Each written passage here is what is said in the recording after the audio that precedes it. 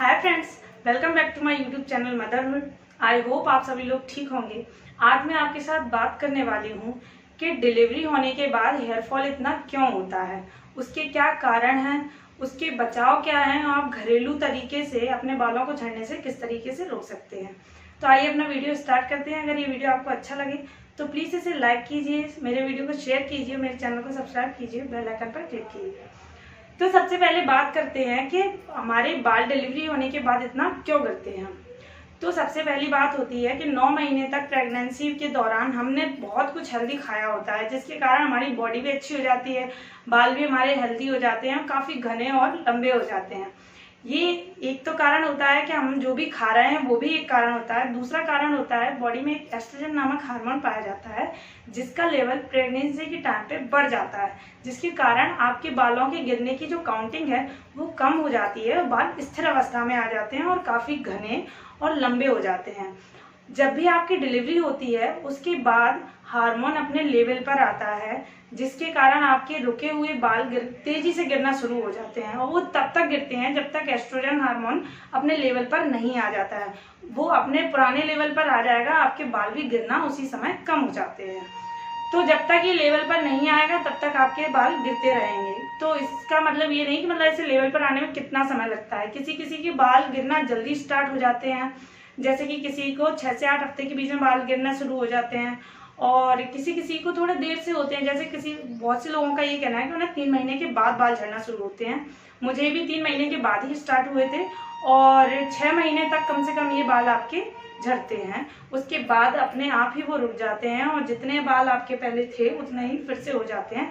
तो आपको घबराने की कोई ज़रूरत नहीं है, ना ही आप गंजे हो रहे हैं। आपके बाल उतने ही रहेंगे जितने थे। जो भी बाल एक्स्ट्रा थे, रुके हुए थे, वो झड़ जाते हैं, ना कि आपके जो बाल हैं वो झड़ जाते हैं। दूसरा कारण ये है कि दूसरी बात जो आप सोचते हैं कि बालों का झड़ना इस समय सामान्य है या नहीं, तो बालों का झड़ना इस समय बिल्कुल सामान्य है, क्योंकि बॉडी में इतने सारे चेंजेस हुए होते हैं जो डिलीवरी होने के बाद हमारी बॉडी को समझने में समय लगता है, बॉडी को पहले जैसा होने में समय लगता है। तो हर चीज़ एक समय मांगती है। तो ऐसे ही बालों के लिए भी होता है, वो एक समय तक गिरते हैं और कुछ समय बाद ही अपने लेवल पर आ जाते हैं। तो इस बात से आप बिल्कुल भी घबराएं नहीं, ये एक नॉर्मल प्रोसेस है, सभी के साथ ऐसा होता है। और अगर आप ज़्यादा ही आपके बाल गिर रहे हैं, आप ज़्यादा ही चिंता कर रहे हैं, तो आप अपने डॉक्टर से संपर्क कर सकते हैं। तीसरी बात, क्या आप बालों को झड़ने से बचाने के क्या क्या कारण हैं, मतलब आप कैसे अपने बालों को झड़ने से बचाएं इस समय। तो सबसे पहले आप जो भी अपनी डाइट में ले रहे हैं, सबसे पहला पॉइंट है कि आप अपनी डाइट में क्या क्या शामिल कर रहे हैं।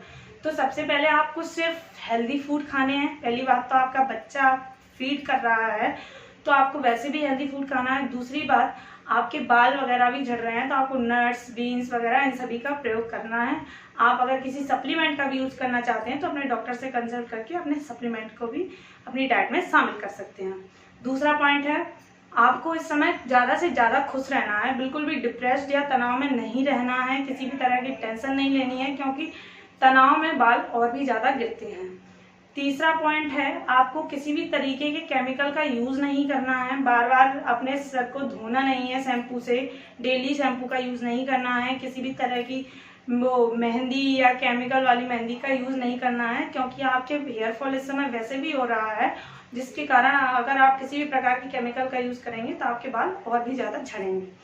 चौथा पॉइंट है कि आपको गीले बालों में कंघी नहीं करनी है, या फिर दिन में आपको बार बार कंघी नहीं करनी है, क्योंकि आपके बाल वैसे तो माना जाता है कि एक दिन में 80 से 100 तक बाल सभी के गिरते हैं, जो कि एक सामान्य बात है। पर इस समय आपके बाल ज़्यादा झड़ रहे हैं तो आपको ध्यान रखना है कि आपको बार बार कंघी नहीं करनी है। और गीले बालों की जड़ें कमज़ोर होती हैं तो आपको गीले बालों में कंघी वैसे भी नहीं करनी है बार बार।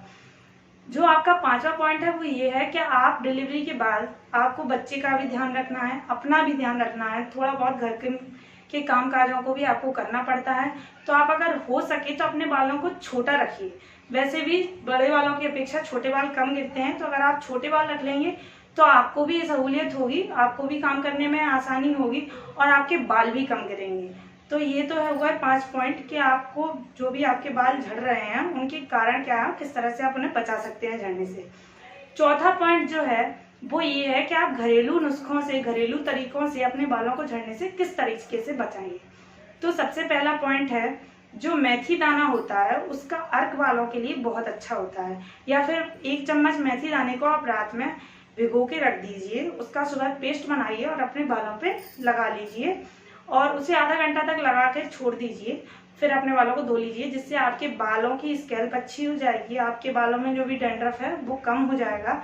या फिर आप मेथी दाने को भूंज कर आप उसका पेस्ट लगा सकते हैं, या भुंजे हुए मेथी दाने को आप जो भी ऑयल यूज कर रहे हैं उसमें शामिल करके अपने बालों की मालिश कर सकते हैं। ऐसा आप हफ्ते में 2 बार कर सकते हैं, जो आपको बालों के गिरने से भी बचाएगा और आपके बालों को अच्छा बनाएगा, शाइनिंग देगा आपके बालों में। दूसरा पॉइंट है दही। दही का यूज आप अपने बालों पे कंडीशनर की तरह कर सकते हैं। वैसे तो दही बहुत फायदेमंद होता है, खाने में भी आपको शामिल करना चाहिए, और अगर आप अपने बालों में लगा रहे हैं तो उसे आप 5 से 10 मिनट तक लगा के छोड़ दीजिए, जो आपके बालों के लिए बहुत ही अच्छा रहता है। तो आप दही का यूज कर सकते हैं। तीसरा पॉइंट है कि आप अपने बालों में आंवले का पाउडर या आंवले का जूस आप अपने खाने में शामिल कर सकते हैं। आंवले के पाउडर को आप खा सकते हैं, या आंवले को पाउडर को आप जो भी तेल लगा रहे हैं उसमें डालकर अपने बालों की मसाज कर सकते हैं। आंवले को आप किसी भी तरीके से लीजिए। आंवला आपके बालों को विटामिन सी भी देता है, आंवला आपके बालों को काला भी करता है, घना भी करता है, तो आंवला बहुत ही अच्छा होता है। चौथा पॉइंट है नारियल। नारियल पानी का भी यूज कर सकते हैं आप, नारियल के तेल का भी यूज कर सकते हैं, नारियल के दूध का भी यूज कर सकते हैं। नारियल को आप किसी भी फॉर्म में लीजिए, नारियल आपके बालों के लिए अच्छा होता है। आप नारियल के ऊपर की जो चमड़ी होती है, मोटी जो हार्ड चमड़ी होती है, उसको आप जला लीजिए, उसकी राख बना लीजिए। फिर आप जो भी ऑयल यूज कर रहे हैं उस ऑयल लगाते समय उस नारियल की राख को उसमें लगा के अपने सिर की मसाज कीजिए, जो आपके लिए बहुत ही अच्छी होगी। मैंने भी इसे ट्राई किया है, आप भी इसे लगा के जरूर देखना, इसके रिजल्ट बहुत ही अच्छे आते हैं। 5वां पॉइंट है मसाज। आप अपने बालों पे हफ्ते में 2 दिन मसाज कीजिए अच्छे तरीके से। भले ही आप 5 से 10 मिनट तक मसाज करें, पर अच्छे तरीके से कीजिए। उंगलियों का या आपके पोटरों का सहारा लेके फिर इसे धीरे धीरे अपने बाल स्कैल्प में इसकी मसाज कीजिए। अगर आप ऑयल का यूज नहीं करना चाहते हैं तो आप वैसे ही आप बैठे हैं तो धीरे धीरे हाथों से आप अपने सिर की मसाज कीजिए। इससे क्या है, रक्त का संचार बढ़ जाता है, जो आपके बालों के लिए अच्छा रहता है, जिससे आपके बाल कम झड़ेंगे। तो आई होप ये कुछ पॉइंट्स आपके लिए कुछ हेल्पफुल होंगे। अगर ये वीडियो अच्छा लगा हो तो प्लीज़ इसे लाइक जरूर कीजिए। Thank you.